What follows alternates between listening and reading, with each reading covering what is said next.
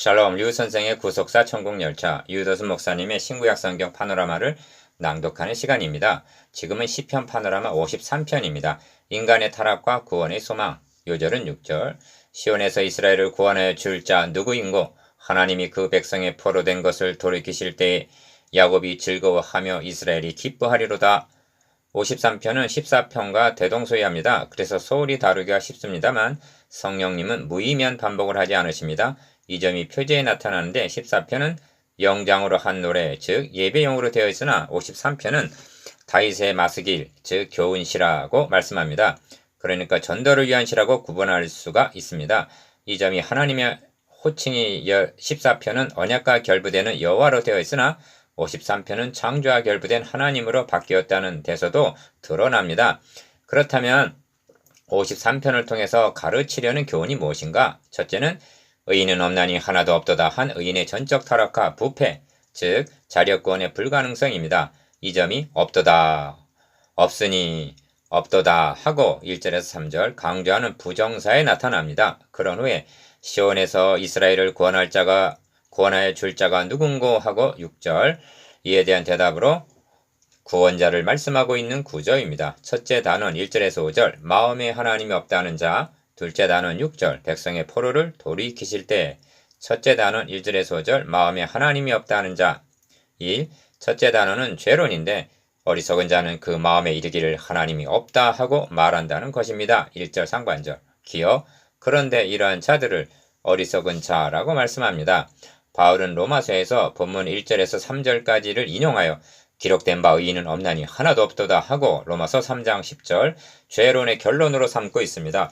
왜 저들이 어리석은 자냐 하면 이는 하나님을 알만한 것이 저희 속에 보임이라 하나님께서 이를 저에게 보이셨느니라. 장세로부터 그의 보이지 아니하는 것들 곧 그의 영원하신 능력과 신성이 그 만드신 만물에 분명히 보여 알게 되나니 그러므로 저희가 핑계할 수 없기 때문이라는 것입니다. 로마서 1장 19절에서 20절 마음에 하나님이 없다 하는 이 점을 로마서에서는 또 저희가 마음에 하나님 되기를 싫어하며 즉 마음에 하나님을 추방하였다고 말씀합니다. 그런데 이어지는 말씀은 하나님께서 저희를 그 상실한 마음대로 내어버려 두사 하고 로마서 1장 28절 버림을 당한 것은 하나님이 아니라 바로 저희 자신이라고 말씀합니다. 본문에서도 하나님이 저희를 버리신 고로 하고 말씀합니다. 5절 니은 저희는 부패하며 가증한 악을 행하며 선을 행하는 자가 없도다 합니다. 1절 하반절 여기 두 부류의 죄가 있습니다. 첫째는 하나님이 없다 하는 죄인데 이는 신학적인 죄이고 둘째는 선을 행하는 자가 없도다 한 죄인데 이는 이웃에 대한 불의를 가리킵니다. 본문은 이를 반복적으로 지적하고 있습니다. 2. 하나님이 하늘에서 인생을 굽어 살피사 지각 있는 자와 하나님을 찾는 자가 있는가 보려 하신즉 2절 기어 각기 물러가 함께 더러운 자가 되고 선을 행하는 자 없으니 하나도 없도다 합니다. 3절 2절 3절에서 지적하고 있는 죄악도 가 하나님을 찾지도 않고 나 선을 행하는 자가 없도다 합니다. 이 점을 로마서 1장 18절에서는 경건치 아니함과 불의라고 말씀하면서 하나님의 진노가 여기에 임한다고 경고합니다.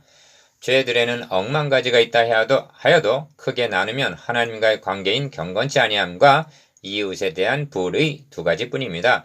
그런데 이 세 세상은 신학적인 죄, 즉 하나님 없다는 근원적인 죄는 죄로 인정하지 않고 불의만을 죄로 여기는 오류를 범하고 있는 것입니다.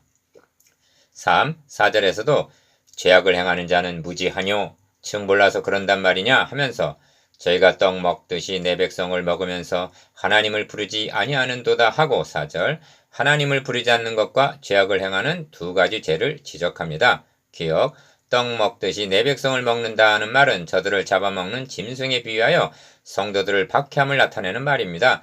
그런데 저희가 두려움이 없는 곳에서 크게 두려워하였다 5절 상반절라는 뜻은 무엇인가? 궁극적으로는 저희가 평안하다 안전하다 할 그때 잉태된 여자에게 해상 고통이 이름과 같이 멸망의 호련이 저에게 이르리니 결단코 피하지 못하리라.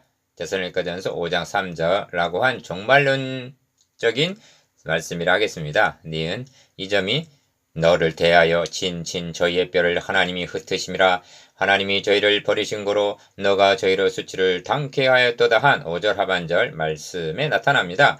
로마서에서는 불신자들을 가리키며 다만 너의 고집과 해개치 아니한 마음을 따라 진노의 날 곧 하나님의 의로우신 판단이 나타나는 그날에 이 말 진노를 너에게 쌓는 자들이라고 말씀합니다. 로마서 2장 5절. 심판날에 가서야 때에 사람의 말이 진실로 의인에게 갚음이 있고 진실로 땅에서 판단하시는 하나님이 계시다 하게 되리라는 것입니다.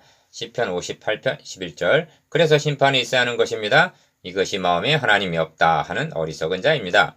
둘째 단어는 백성의 포로를 돌이키실 때. 4. 둘째 단어는 시온에서 이스라엘을 구원하여 줄 자 누구인고 한 구원론입니다. 6절 상반절. 기억.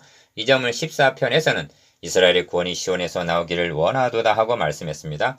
뜻은 같다 하여도 14편의 강조점은 구원자를 사모하는 인간의 원함에 있고 53편의 초점은 누구인고 하는 구원자 곧 그리스도에게 맞춰져 있는 것입니다. 다윗은 구원자가 시온에서 나올 것을 알고 있는 것입니다. 5. 구원자가 하나님이 그 백성의 포로된 것을 돌이키실 때와 6절 중반절 결부되어 있는데 포로란 바벨론의 포로를 가리키는 것이 아닙니다. 기억. 이 점이 주님께서 나를 보내사 포로된 자에게 자유를 눈먼 자에게 다시 보게 함을 전파하며 한 이사야의 예언을 읽으시고는 이 글이 오늘날 너희 귀에 응하였느니라 한 말씀에서 드러납니다. 누가복음 4장 18절 21절. 내은 그러므로 어리석은 자는 하고 절망적으로 시작이 된 53편은 야곱이 즐거워하며 이스라엘이 기뻐하리로다 하고 6절 하반절 기쁨과 즐거움으로 마치고 있습니다. 이것이 누구로 말미암아 가능해진단 말인가? 시온에 오셔서 포로를 돌이키실 구원자로 말미암아서입니다.